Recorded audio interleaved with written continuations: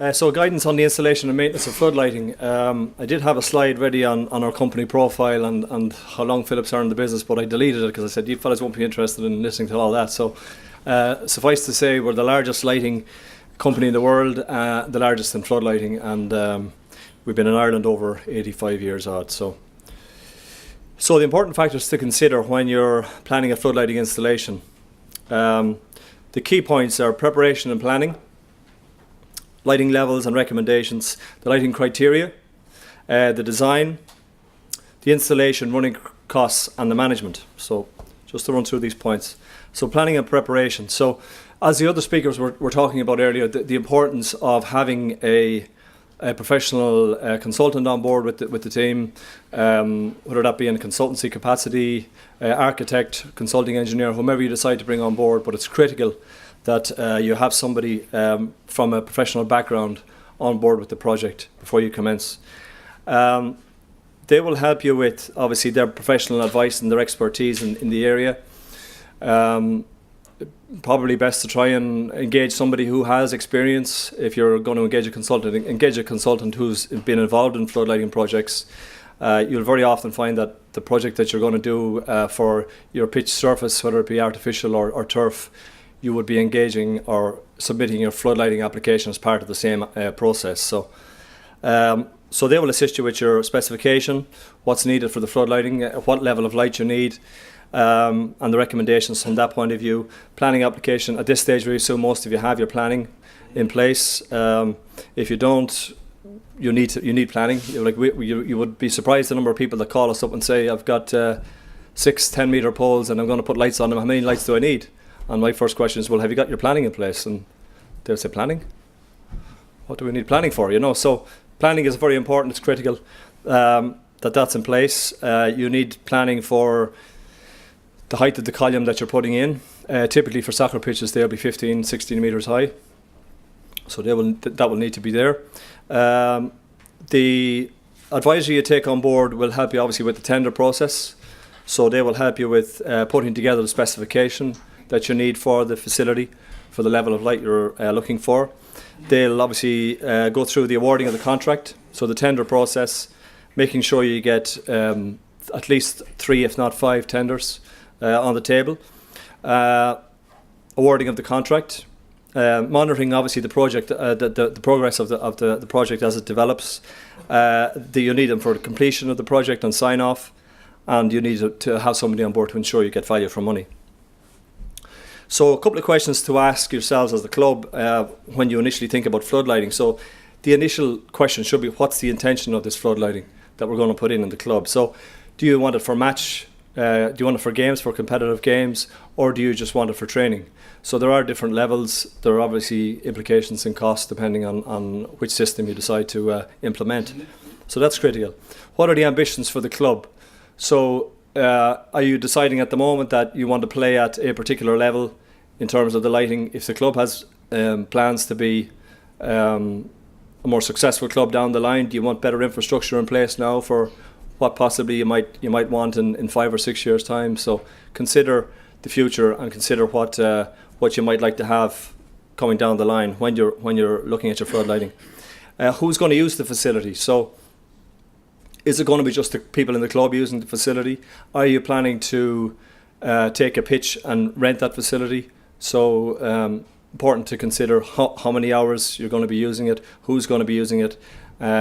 Obviously, there's a benefit if you are going to be renting out the facility as to an income that's going to be generated from it. So that's something to consider. Obviously, are your funds in place? We assume the fact that you're here today, your funding is in place, or a good section of it is in place. So that's important. So lighting levels, and the first thing you look at when you bring a consultant on board is to decide what level of light you need.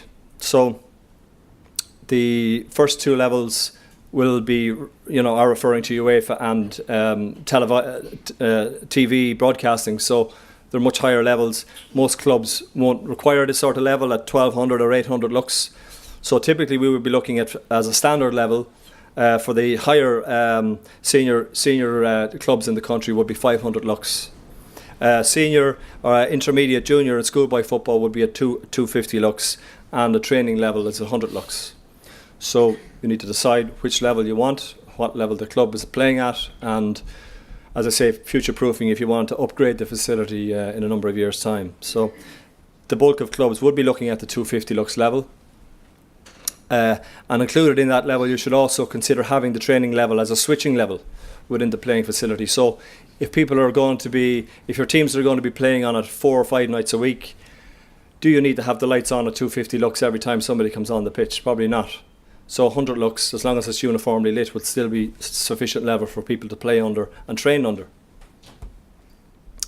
Just look at some of the points in terms of lighting criteria. So what we look at from a lighting design point of view, the first point is illuminance. So illuminance is the level of light that falls onto a surface. We typically design based on horizontal illuminance, which is ground level illuminance.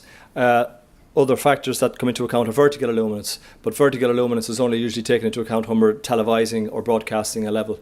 So it's not particularly needed or required when it comes to club level.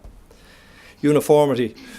The most critical aspect of installing and designing and aiming a floodlighting installation is uniformity. So the pitch needs to be uniformly lit, and that's across the complete playing field from one end to the other and in the corners. So critical point is uniformity. So and it's expressed as a ratio from either the lowest to the highest illuminance or the lowest to the average illuminance. So we take into account when we design, there are aiming points for each floodlight on the pitch, so we take into account uniformity values. So when we look at a lux level, a 250 or a 500 lux level, the other important criteria to coincide with the level is the uniformity, and more critically the uniformity. So important to have good uniformity on the pitch.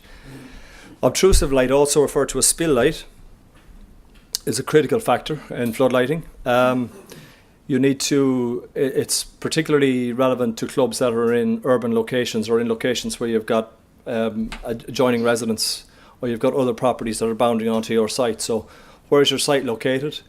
Who is surrounding the site? And in terms of spill light, you need to get a calculation included in your design for spill light levels. So the local authority will always look and ask to see for spill light levels. It's also critical when it comes to when your installation is complete, as to if you have an agreed spill light level, which for most local authorities they will look for 10 lux as a maximum on a glazing of the nearest property. As long as you're within that guideline and that boundary, you're fine. If you exceed that level, then it will come back to the contractor, consultant, whomever was involved in the planning application as to there was criteria here in the first instance to meet.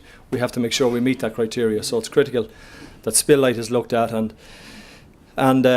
we obviously get that correct. So in terms of spill light, there are different levels depending on where your club is located and where the pitch is located, and typically there's different criteria for that. So this just gives an indication. This is from the ILP guidelines to obtrusive light.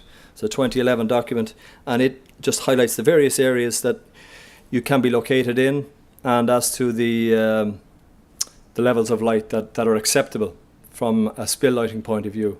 And from looking at these applications for years and dealing with clubs for years for planning applications, this tends to be the most critical aspect of lighting, floodlighting, that comes back from local authorities. They will always want to see what's your spill light level. Have you got a road adjacent to the club or where the pitch has been located? What are the levels falling on the road? How is that likely to impact the road?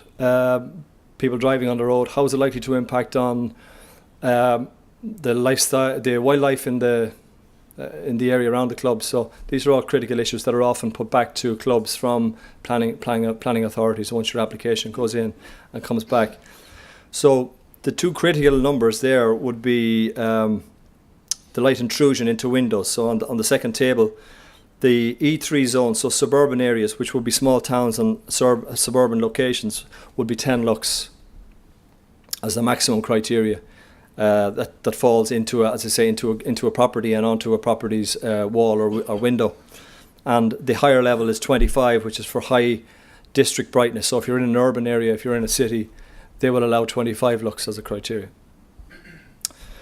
This is a sample design from would be a standard soccer pitch. So we have 6 pole locations, one in each corner, one each opposite the centre of the field. We would typically design it based on the level of light that we need on the pitch. So in this instance, this is a 250 lux design. So the numbers that we have, the values are quite small, so I'm sorry you won't be able to read those, but typically we have 250 lux as an average on the playing pitch, which will meet the criteria in terms of uniformity. And then the contours that we show around those poles are contours on spill light levels. So this is a CAD drawing that we receive from the client, or probably the consultant involved in the project. They come to us and say, or the contractor who's bidding for it will come to us with a drawing and say, this is the pitch we're looking for a design on. We need to meet the lighting levels of 250 lux, and we also need to meet this spill light criteria. So we get their CAD drawing, we implement a design on the drawing, and we show the contours and we show all of the area around it and how it's likely to be impacted by, as I say, the light levels on the pitch and also the spill light. The arrows refer to the actual aiming of the lights, so each light has its own aiming point on the pitch, and the lights will be typically, as I say, 15 or 16 metres high. Column arrangements. So typically we would look at side lighting arrangements for soccer pitches. Corner arrangements are not looked at very often, because once you go out into a corner solution only, you're going much higher, much taller in your columns, which can be above 20 metres and typically 25 metres, and more difficult to get planning for a corner solution. So typically for soccer pitches we're looking at a side arrangement, and they can be 6, so 3 each side, or 4 each side, 8 columns. They would need to be 5 metres typically back from the pitch sideline, so that there's a safe run-off distance from, obviously, the field of the play to the column itself. You may already have a barrier running around the pitch itself, a rail, so once they're outside the rail they're fine. That doesn't necessarily have to be 5 metres away. Column heights, as I say, typically 15 metres, possibly 18 metres, depending on the width of the pitch, but usually for soccer pitches, based on a maximum playing area of 100 by 70, typically 15, 16 metres will suffice for that width of pitch and playing area. We then have, obviously, the number of lights on a pole, typically 3 to 5 floodlights per column, depending on the level of light that's required. And as I say, each of those lights are aimed down at ground level to a particular point on the pitch. Column types. So you have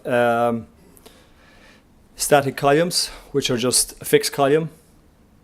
As I say, 15 or 18 metres. They can be root mounted, so they can be 2 metres buried in the ground, or they can be what we refer to as flange plated, so they are mounted on concrete plinths at ground level. So you can look at both options, you can price both options. Routing poles in the ground can often be determined by your ground conditions. Is the rock under the ground? There's going to be difficulty from that point of view. So often the safer option is to put a static flange mounted column. You can also look at base hinged or mid hinged columns, and these are certainly beneficial from the point of view if you've got access problems to your site, if you've got problems in terms of getting a cherry picker back or a hoist back to maintain the lighting. Have you got access to each of the poles? Are you restricted on one side? Maybe you're okay on one side of the pitch, on the other side you mightn't have access.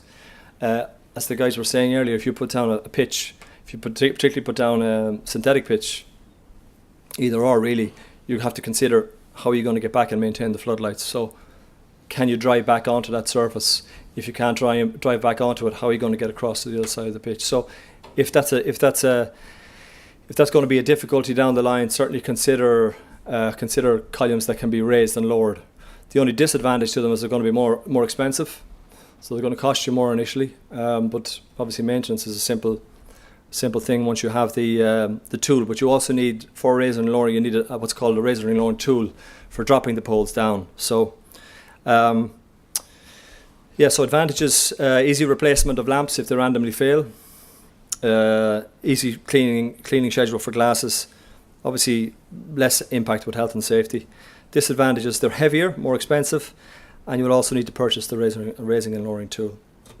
So from installing your floodlighting, so it's important that the luminaires and columns are installed based on the lighting design that's been provided to the club. So the consultant or the contractor has come to us to design a particular pitch. We've designed it, we've given our design back. The contractor gets on site, he's dug his trenches, he's looking at putting in his bases. All of a sudden he hits rock, or he gets into a difficulty in a particular location for a pole, can't put it in that position. Fair enough, we can move it, but we need to relook at designing and relook at aiming the lighting, so the lighting is put in the correct and aimed correctly according to how it should be. Your columns that you're taking into account should be to a BSE N40 standard, so that's a European standard, which each column designed by column manufacturers locally would take into account the number of lights you're putting on the pole. So if you're putting up 3 lights, the column manufacturer will design that based on the weight and windage of 3 of those lights going up on a pole on a T-bar, and the area of the particular part of the country you're in. If you're in a very coastal area, there could be a lot more, the wind levels will be higher, so that needs to be factored into the pole. And also bear in mind the installation, there's a maintenance factor built into the design. So when we design a scheme for a project, for a 350 lux design for example, or 250 lux design for example, there's a maintenance factor which takes into account the depreciation in light over the life of the installation. So initially on day one you will have higher levels of light, and they will slowly depreciate as the flux of the lamps depreciate over the time. But that is an industry standard, and that's just taken as a given from how we operate. So that's a 0.8 maintenance factor which will be used in your design criteria as well. And that ensures that your level of light on the pitch is maintained within the life of the installation. So your levels are not dropping. If we've looked for a level of 250 lux on a pitch, you're not dropping your levels below 250 lux within the 10-year cycle of a lighting installation. So that's an important factor. Just some examples of installation. That's a 4-column arrangement. Typically see the floodlighting. It's a single T-bar. We've got lights top and bottom on the T-bar, and that's an 18-meter column installation. This is an example of the senior pitch outside here, the most recent installation, and that's a 15-meter high pole, and we have 6 of them in that pitch. Just another typical example of how the pole should look. A static pole, as I say, 15 or 16 metres tall. At the base, we typically have a mini pillar for housing the gear tray. So each floodlight is supplied with its own, what we refer to as a gear tray, and each gear tray has a ballast for driving each floodlight. So each of those components are mounted and housed, typically at the base of the pole in an enclosure such as that. Inside the enclosure, that's the typical scenario that you will find. You'll have each of the gear trays wired independently, and your electrical cabling and so on. In your installation, you need to have a look and check for overhead power lines. So is your pitch close to, or is there any power lines in the vicinity? It's critical because there are quite strict stipulations from the ESB as to where you can put poles in relation to overhead power lines. And the rule of thumb is the height of the pole plus 2 meters. So if a pole was to collapse, it needs to be the height of the pole plus an extra 2 meters, a fall away from where you can actually mount lights. So always a very important point to check. The next point, generator remains. It was covered earlier, but just to go back on it, and what you would typically looking at from a 500 lux scheme as an example. Say you've got 18-meter high mass. Your typical kVA would be 100, 85 kilowatts, and so we look at total hours of use and total costs. If we then look at a generator, so we look at 119 kVA running on a maintenance of 800 and the cost of the fuel, there is a saving there. But just to run to the next slide, so the critical point, of course, David made earlier is, do you have a 3-phase power supply at the club? Even if you do have a 3-phase power supply at the club, are you prepared to upgrade that supply from the ESB and pay the extra standing charge for the whole year, even though you might not be using the electricity for probably 6 months of the year? So it's something to consider. Capital costs, initially you might be looking at an extra cost of 6,000 from the ESB to upgrade your supply.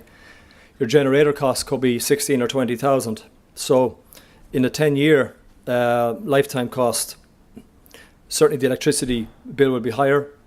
and the generator will be lower, but obviously there is maintenance involved in the generator, but typically we would find that most clubs will go down the generator route. So the management of your floodlighting. So you need to consider the following in the design process as well, and maintenance and management of the system. So the level should be, and the design should be incorporated to include for different levels of play, as I said, include for training level in your design and in your installation, as well as the competition level that you want. Include for a master time clock, and battery backup should be provided to cut off the floodlights. Typically 10 p.m, curfew is 10 p.m. Maintenance in terms of the luminaires themselves, glasses should be cleaned every 3 years. So that needs to be considered in terms of access and in terms of what needs to be done. Also at this time you should consider checking the wiring. So have your contractor or whoever's maintaining the facility check the wiring, check the gear trays and the enclosures. An hours counter is always beneficial to have. If you want to check obviously the running hours that you're using at the club, how many hours are you burning the lights for. Key switch for manual override. So how are you going to switch these lights on and off?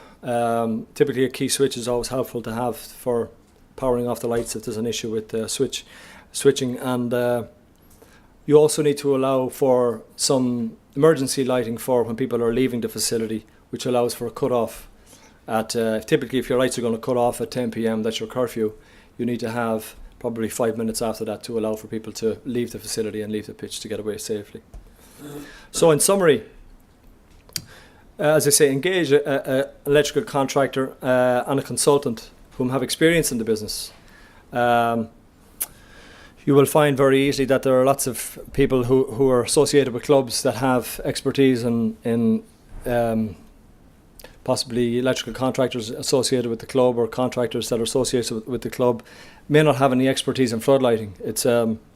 It can be a minefield if people don't understand and know what's involved in providing an installation. Ensure the products are from a reputable manufacturer. Adhere to the European standards. We have strict European standards in terms of how floodlighting systems should be designed, how they should be installed, types of columns that you can use, types of floodlights. So standards are important, and these are typically laid out by your consultant when the consultant comes on board initially. As I say, allow for various switching levels. Agree a maintenance program. So before you sign off on the project, agree a maintenance program with your contractor. What is it going to involve? How often does the lighting need to be checked, and so on. And finally, agree on a floodlighting system that meets the club's requirements. So, as I said, back to the first point, consider what level of light you need and work to having that level installed in your club, whether that be now or that be future-proof for a number of years down the road. And that's it. Thank you.